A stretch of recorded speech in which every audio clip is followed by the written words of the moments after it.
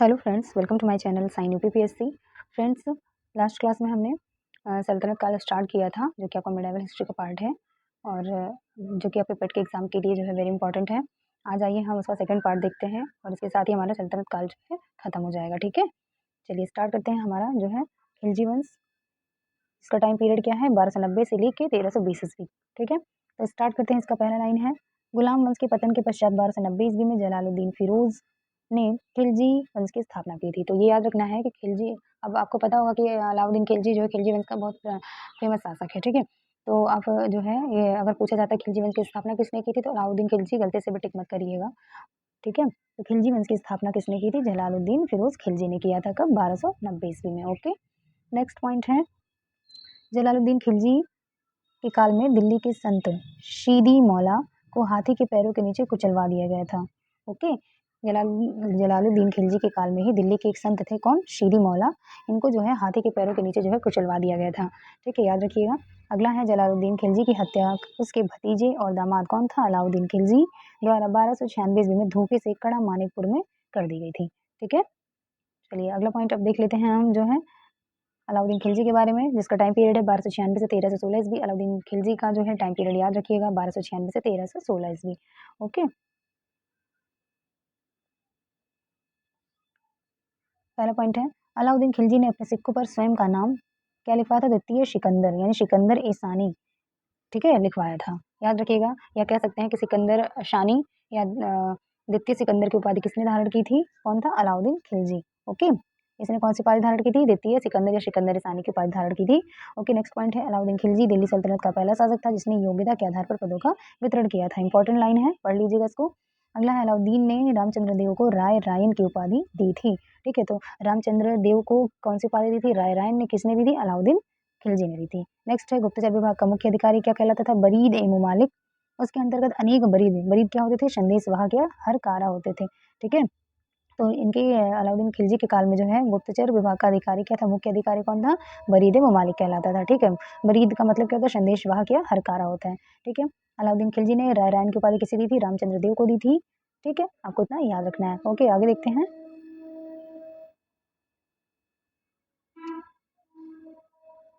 Next है, अलाउद्दीन ने राजस्व व्यवस्था से भ्रष्टाचार और लूट को खत्म करने के लिए क्या किया था? एक नया विभाग बनाया, जिसका नाम क्या रखा था इसने? दीवान मुस्तखराज। वेरी इंपॉर्टेंट है, याद रखिएगा। दीवान मुस्तखराज, यहाँ से दो टाइप के क्वेश्चन बनेंगे कि दीवान मुस्तखराज एक विभाग की स्थापना किसने की थी? तो अलाउद्दीन खिलजी ने की थी। या पूछा जा सकता है कि दीवान मुस्तखराज का संबंध किससे है? तो ये क्या था? ये भ्रष्टाचार और लूट को समाप्त करने का विभाग था। ठीक है, अगला है, अलाउद्दीन ने सीरी का किला, हजार खंबा महल, ठीक है, हौज ए खास, जमात खाना मस्जिद और अलाई दरवाजा का निर्माण करवाया था। ठीक ना, याद रखिएगा, इंपॉर्टेंट है। ठीक ना, अलाउद्दीन ने सीरी का किला, हजार खंबा महल, हौज ए खास, जमात खाना मस्जिद और अलाई दरवाजा का निर्माण करवाया था। ओके, इसने किया किया था, सैनिकों की हुलिया लिखने एवं घोड़ों को दागने की प्रथा आरंभ कर दिया था। एक्चुअली क्या पहला सुल्तान था जिसने भूमि की पैमाइश कराकर लगान वसूलना आरंभ किया था। ठीक है, भूमि की पैमाइश जो है किसने स्टार्ट किया था कराना? तो अलाउद्दीन खिलजी ने। ओके, नेक्स्ट पॉइंट है, अलाउद्दीन खिलजी ने उपज का 50% भाग भूमि कर, जिसे खराज कहा जाता था, के रूप में लिया था। याद रखिएगा, इसने भूमि कर कितना लिया था? 50%। ठीक है, अगला है, अलाउद्दीन ने लूट के धन, लूट का धन क्या कहलाता था? खम्स कहलाता था, में सुल्तान का हिस्सा 1/5 के स्थान पर 4/5 भाग कर दिया था। यानी कि जहां सुल्तान पहले लूट के सामान में 5 में से 1 हिस्सा लेता था, अब वो कितना लेने लगा था? 5 में से 4 हिस्सा लेने लगा था। ओके, नेक्स्ट पॉइंट है जो कि इंपॉर्टेंट है, इब्न बतूता ने रेहला, इसामी ने फुतूहात सलातीन और अमीर खुसरो ने खजाइन उल फुतूह की रचना की है। वेरी इंपॉर्टेंट है, इसको याद रखना है। ठीक है, एक बार रिपीट कर लेते हैं। इब्न बतूता ने रेहला, इसामी ने फुतूहात सलातीन और अमीर खुसरो ने खजाइन उल फुतूह की रचना की थी। ओके, अमीर खुसरो अलाउद्दीन खिलजी का दरबारी कवि था। वेरी इंपॉर्टेंट है, कई बार पूछा गया। आगे देखते हैं, आइए देख लेते हैं सल्तनत कालीन जो है प्रमुख कर लिए जाते थे कौन कौन से। ठीक है, कर के प्रकार क्या क्या थे? पहला था जजिया कर। जजिया जो है किससे लिया जाता था? तो गैर मुस्लिमों से लिया जाने वाला कर जजिया कर था। जकात क्या था? जकात जो है मुस्लिमों से लिया जाने वाला धार्मिक कर था। याद रखिएगा, जजिया जो है वो गैर मुसलमानों से लिया जाता था और जकात जो है वो मुस्लिमों से लिया जाने वाला धार्मिक कर था। ओके, नेक्स्ट है खुम्स। खुम्स क्या होता था? युद्ध में लूट से प्राप्त धन जो होता था खुम्स कहलाता था। इसके अलावा खराज जो है ये गैर मुस्लिम कृषकों से लिया जाने वाला कर था। वेरी इंपॉर्टेंट है, बता रहे हैं इसको। ठीक है, याद कर लीजिएगा, बिल्कुल इंपॉर्टेंट है। ठीक, जजिया ज़कात, खुम्स, खराज। ये चारों शब्द जो है आपके दिमाग में होने चाहिए अच्छे से। जजिया क्या होता था? गैर मुस्लिमों से लिया जाने वाला कर था। ज़कात क्या होता था? मुस्लिमों से लिया जाने वाला कर था। खुम्स जो है युद्ध में लूट से प्राप्त धन था और खराज क्या था? गैर मुस्लिम कृषकों से लिया जाने वाला। अब यहाँ देखिए आप कैसे याद रख सकते हैं? जजिया अगर आपके दिमाग में आए, जजिया से पूछे तो आपके दिमाग में क्या आना चाहिए? गैर मुस्लिम, ठीक? सबसे कर ही लिया जा रहा है, ठीक है? तो जजिया अगर पूछता है तो गैर मुस्लिम, ज़कात पूछता है तो मुस्लिम और खुम्स पूछता है तो युद्ध और खराज पूछता है तो आपका कृषक, ठीक है? तो आप ऐसे याद कर सकते हैं। चलिए अगला पॉइंट है, अलाउद्दीन खिलजी का पुत्र मुबारक खिलजी 1316 ईस्वी में दिल्ली के सिंहासन पर बैठा था। आगे देखते हैं। कुतुबुद्दीन मुबारक शाह खिलजी ने स्वयं को खलीफा घोषित किया था और अल इमाम, उल इमाम, खिलाफत उल्लाह आदि उपाधियां धारण की थी।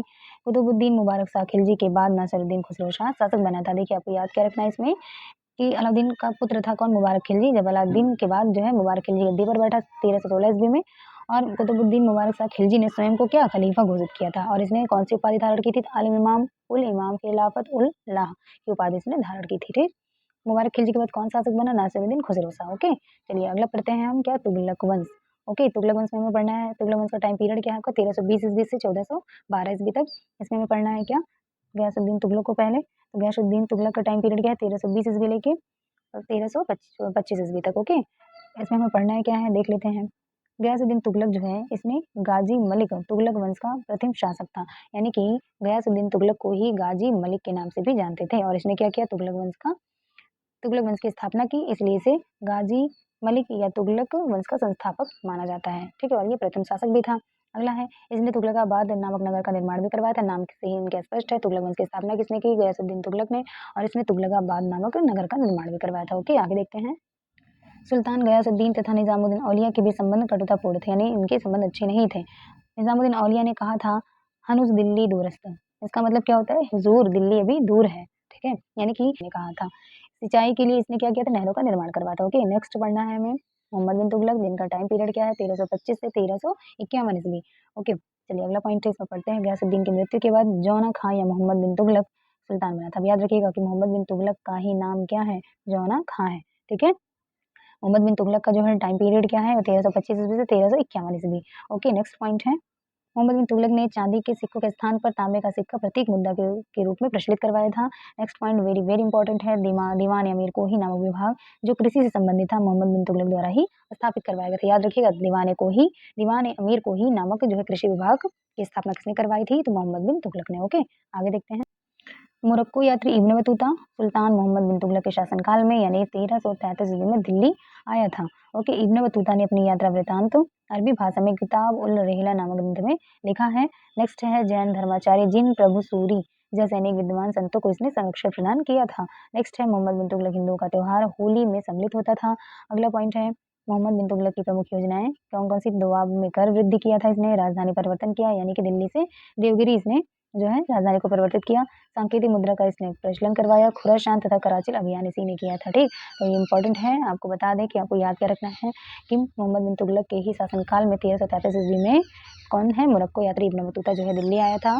इब्न बतूता ने अपना यात्रा वृतांत जो है अरबी भाषा में किस पुस्तक में लिखा है? किस ग्रंथ में लिखा है? तो किताबुल रेहला नामक ग्रंथ में इब्न बतूता ने अपना यात्रा वृतांत लिखा है जब वो 1333 ईस्वी में दिल्ली आया था, यानी कि भारत। ओके, जैन धर्माचार्य कौन थे? जिन प्रभु सूरी जिसे जो है जैन धर्माचार्य जिन प्रभु सूरी जैसे अनेक विद्वान को इसने क्या किया था? यानी मोहम्मद बिन तुगलक ने संरक्षण प्रदान किया था। मोहम्मद बिन तुगलक जो है वो हिंदुओं का प्रमुख त्योहार जो है होली भी मनाता था। इसके अलावा इसकी प्रमुख योजनाएं कौन कौन सी थी? इंपॉर्टेंट है, याद रखना है आपको। कौन कौन सी? दोआब में इसने कर वृद्धि कर दी थी, यानी गंगा यमुना दोआब, ठीक है?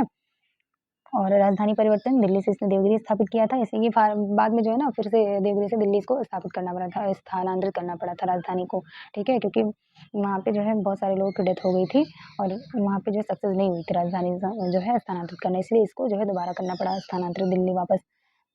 और इसने सांकेतिक मुद्रा का जो है प्रचलन करवाया था। सांकेतिक मुद्रा का प्रचलन कराने से जो बहुत ही भ्रष्टाचार बढ़ गया था और नकली मुद्राएं जो है मार्केट में बहुत ही प्रचलन में आ गई थी, ठीक है? तो ये भी इसमें भी जो है ये मोहम्मद बिन तुगलक जो है विफल रहा था। इसके अलावा इसने खुरासान तथा कराची अभियान भी किया था। आगे देखते हैं। मोहम्मद बिन तुगलक के शासनकाल में क्या हुआ था? हरिहर और बुक्का नामक दो भाइयों ने दक्षिण में 1336 ईस्वी में स्वतंत्र राज्य विजयनगर की स्थापना की थी। वेरी इंपॉर्टेंट लाइन है, ठीक है? याद रखना है कि विजयनगर राज्य की स्थापना 1336 ईस्वी में हरिहर और बुक्का नामक दो भाइयों ने किया था। किसके शासनकाल में? तो मोहम्मद बिन तुगलक के शासनकाल में। ओके, नेक्स्ट पॉइंट है सुल्तान के निधन पर बदायूनी ने लिखा था क्या? सुल्तान को उसकी प्रजा से और प्रजा को अपने सुल्तान से मुक्ति मिल गई। ओके, नेक्स्ट पॉइंट है 1351 ईस्वी में मोहम्मद बिन तुगलक की मृत्यु के बाद उसका चचेरा भाई फिरोज शाह तुगलक, जो कि 1351 से 1388 ईस्वी में सुल्तान बना था। ठीक है, मोहम्मद बिन तुगलक के बाद फिरोज शाह तुगलक गद्दी पर बैठा, याद रखना है। ओके, आगे देखते हैं। आइए फिरोज शाह तुगलक को डिस्कस कर लेते हैं, जिसका टाइम पीरियड क्या है आपका 1351 से लेके 1388 ईस्वी। ओके, चलिए पहला पॉइंट है फिरोज शाह तुगलक ने हिसार, फतेहाबाद, फिरोजपुर, फिरोजाबाद तथा जौनपुर यानी जौना खां की स्मृति में नामक नगर बसाया था तथा अनेक नहरें भी बनवाई थी। याद रखिएगा, वेरी इंपॉर्टेंट है कि फिरोज शाह तुगलक ने ही क्या किया, हिसार, फतेहाबाद, फिरोजपुर, फिरोजाबाद और जौनपुर नगर जो है फिरोज शाह तुगलक ने ही बसाया था। उसने ब्राह्मणों पर भी जजिया कर लगा दिया। ठीक, अगला पॉइंट है सर्वप्रथम लोक निर्माण विभाग की स्थापना का श्रेय जो है फिरोज शाह तुगलक को ही जाता है। हब ए सर्व अर्थात सिंचाई कर, यानी हब ए सर्व क्या था, एक सिंचाई कर था, लगाने वाला फिरोज शाह तुगलक दिल्ली का प्रथम सुल्तान था।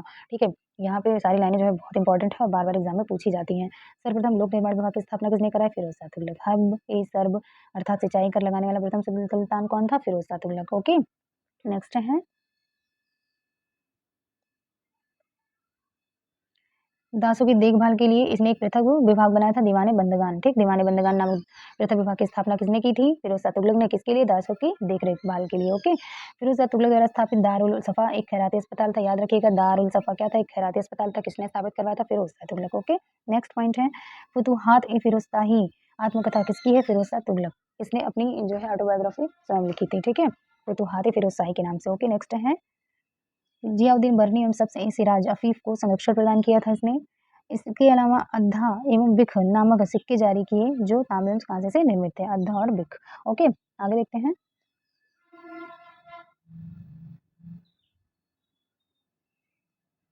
फिरोज तुगलक ने ज्वालामुखी मंदिर को नष्ट कर उसके पुस्तकालय से 1300 ग्रंथों में से कुछ फारसी में विद्यमान अजीजुद्दीन खालिद द्वारा दलायते फिरोजशाही नाम से अनुवाद करवाया था। ओके, नेक्स्ट है नासिरुद्दीन महमूद, जो कि 1394 ईस्वी से 1412 ईस्वी तक का शासन रहा, तुगलक वंश का अंतिम शासक था। तो आपको ये याद रखना है। ठीक है, तुगलक वंश का अंतिम शासक कौन था, Nasiruddin Mahmood.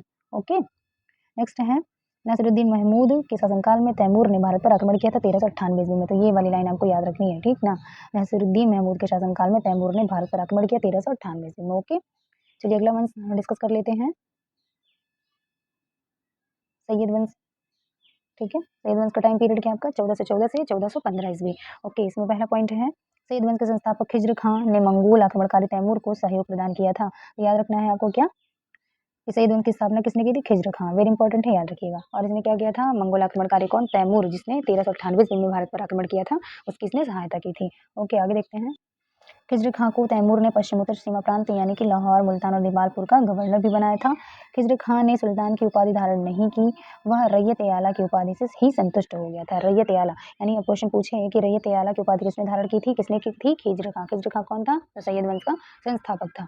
Okay, next point है खिज्र खां के उपरांत मुबारक शाह शासक बना। इसने तारीख मुबारक शाही के लेखक याहिया बिन अहमद सरहिंदी को संरक्षण प्रदान किया था। तो ये वाली लाइन आपको याद रखनी है कि खिज्र खां के बाद मुबारक शाह गद्दी पर बैठा और इसने तारीख मुबारक शाही के लेखक कौन है, याहिया बिन अहमद सरहिंदी को इसने संरक्षण प्रदान किया था। ओके, आइए आगे देखते हैं।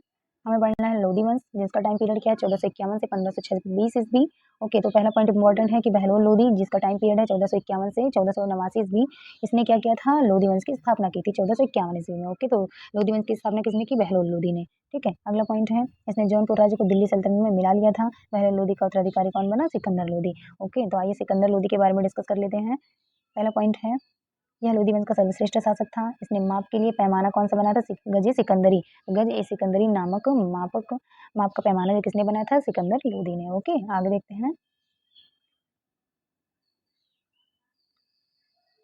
सिकंदर लोधी के आदेश से आयुर्वेदिक ग्रंथ का फारसी में अनुवाद किया गया, जिसका नाम फरहंगे सिकंदरी रखा गया था। तो फरहंगे सिकंदरी क्या था, एक आयुर्वेदिक ग्रंथ था जिसका फारसी में अनुवाद करवाया गया था, सिकंदर लोधी ने करवाया था। ओके, नेक्स्ट पॉइंट है सिकंदर लोधी के समय गाय विद्या एक श्रेष्ठ ग्रंथ क्या था, लज्जत ए सिकंदर शाही की रचना हुई थी।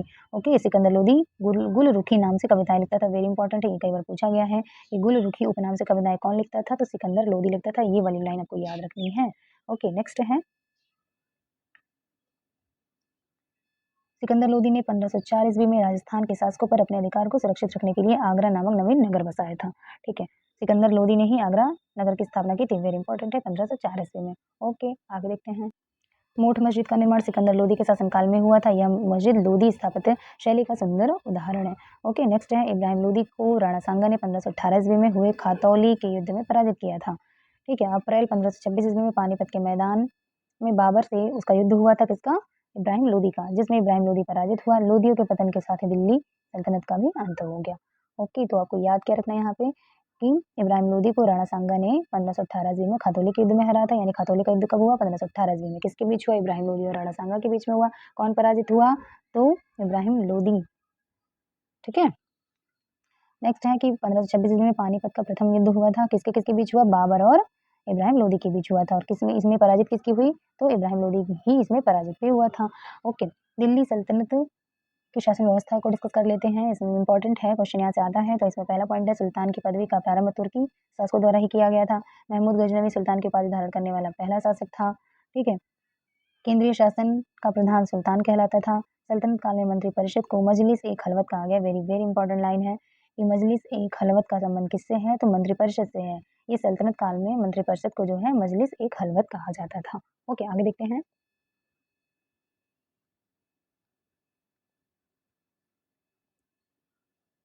अब हमें यहाँ पे पढ़ना अब हमें पढ़ना है यहाँ पे दिल्ली सल्तनत के प्रमुख प्रशासनिक विभाग एवं उनके संस्थापक, जो कि आपका एग्जाम के लिए वेरी वेरी इंपॉर्टेंट है। यहाँ से तो मोस्टली हर एग्जाम में क्वेश्चन उठाते ही है एग्जामिनर। ओके, तो स्टार्ट करते हैं। पहला है दीवान ए अर्ज। दीवान ए अर्ज नामक विभाग क्या था? सैन्य विभाग से संबंधित था। और इसका संस्थापक कौन था? बलबन था। ठीक, यानी कि दीवान ए अर्ज नामक सैन्य विभाग की स्थापना किसने की थी? बलबन ने की थी। ओके, नेक्स्ट है दीवान ए रियासत। दीवान ए रियासत विभाग जो कि बाजार नियंत्रण से संबंधित था। इसकी स्थापना अलाउद्दीन खिलजी ने किया था। यानी कि दीवान ए रियासत बाजार नियंत्रण से संबंधित विभाग की स्थापना अलाउद्दीन खिलजी ने किया था। नेक्स्ट है दीवान ए वकूफ। ये व्यय विभाग से संबंधित था। इसकी स्थापना जलालुद्दीन खिलजी ने किया था। नेक्स्ट है दीवान ए मुस्तखराज। ये वित्त विभाग था। इसकी स्थापना अलाउद्दीन खिलजी ने किया था। अगला है दीवान ए कोही। ये कृषि विभाग था। इसकी स्थापना मोहम्मद बिन तुगलक ने किया था। अगला है दीवान ए बंदगान। यह दासों की देखभाल के लिए विभाग बना था। इसकी स्थापना फिरोज शाह तुगलक ने किया था। अगला पॉइंट है दारुल सफा। यह एक खैराती अस्पताल था जिसकी स्थापना फिरोज शाह तुगलक ने किया था। अगला पॉइंट है दीवान ए इस्तिहाक। यह जो है पेंशन विभाग था और इसकी स्थापना फिरोज शाह तुगलक ने किया था। वेरी इंपॉर्टेंट है, अच्छे से याद रखिएगा। एक बार रिपीट कर लेते हैं। दीवान ए अर्ज विभाग की स्थापना बलबन ने की थी, जो कि सैन्य विभाग से संबंधित था। दीवान ए रियासत विभाग की स्थापना अलाउद्दीन खिलजी ने की थी, जो बाजार नियंत्रण से संबंधित था। दीवान ए वकूफ की विभाग की स्थापना जलालुद्दीन खिलजी ने किया था। यह जो है व्यय विभाग से संबंधित था। दीवान ए मुस्तखराज विभाग की स्थापना अलाउद्दीन खिलजी ने किया था। यह वित्त विभाग से संबंधित था। और दीवाने कोही जो है ये कृषि विभाग से संबंधित था। इसकी स्थापना मोहम्मद बिन तुगलक ने किया था।